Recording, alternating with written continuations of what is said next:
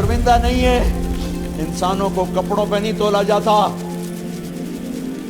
آج کا میرا دیس کا مالدار اتنا فقیر ہو گیا ہے، اتنا چھوٹا ہو گیا ہے کہ وہ اپنا تعارف کروانے کے لیے 50 لاکھ کی گھڑی لیتا ہے، 6 لاکھ کا جوتا لیتا ہے۔ آج کی بیگم اتنی چھوٹی ہو گئی ہے کہ اپنے قد کو بڑا کرنے کے لیے وہ 10 لاکھ کا ہینڈ بیگ لیتی ہے کہ دیکھو میرا بیگ 10 لاکھ کا ہے۔ ارے میری بہن، تو 10 ٹکے کی بھی نہیں رہی اگر تو نے بیگ سے اپنے آپ کو بڑا بنایا۔ او میرے دوست، تو 2 ٹکے کا نہیں ہے اگر تو 10 لاکھ کے جوتے اور 50 لاکھ کی گھڑی سے اگر تو بڑا بننا چاہتا ہے۔ ارے اس دھوکے سے نکلو۔ برینڈڈ برینڈڈ برینڈڈ، کہاں جا رہے ہو؟ جب تم اپنی ذات میں بے قیمت ہو تو رب ذوالجلال کی قسم، تمہاری گھڑیاں، تمہارے بیگ، تمہاری گاڑیاں، تمہارے بنگلے تمہاری عزت کو بڑھا نہیں سکتے۔ ابا جان، آج ہم خوشی سے بلند ہیں کہ ہمارے باپ نے بددیانتی نہیں کی، گھر میں تشریف لائے، کہنے کہ فاطمہ کچھ پیسے ہیں، میرا انگور کھانے کو جی چاہتا۔ بس فاطمہ رونے لگی، فرمایا امیر المومنین خزانہ تو بھرا پڑا ہے، 1 درم کا بھی تیرا حق نہیں ہے کہ تو 1 درم لے کے انگور خرید لے۔ تو تھوڑا پٹھے، فاطمہ میں جہنم نہیں برداشت۔ وہ میرے بھائیوں جو دن رات سود میں پھنس چکے ہو، جو دن رات جوئے شراب میں پھنس چکے ہو، کیسے اللہ کے سامنے سرخرو ہو کر کھڑے ہو؟ ایک رات گھر میں تشریف لائے، بچیاں، بیٹیاں،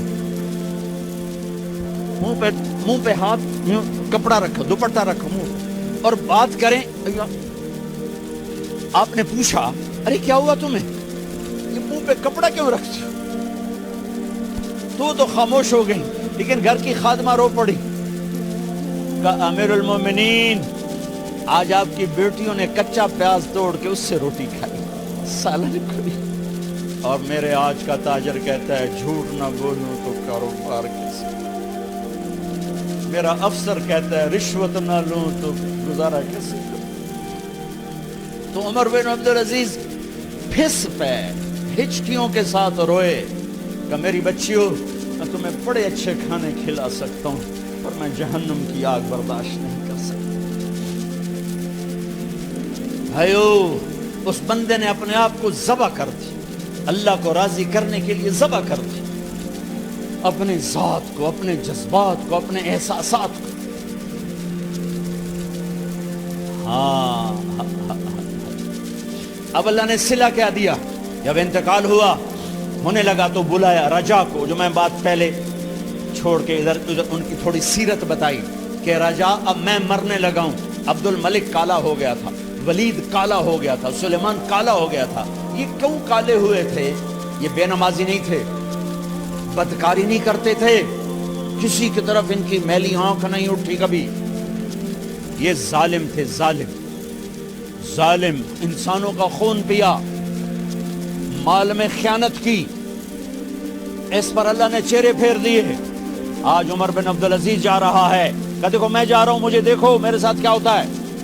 ان کا انتقال ہوا، ان کی میت قبر کے کنارے رکھی گئی اور اب نیچے اتارنا ہے۔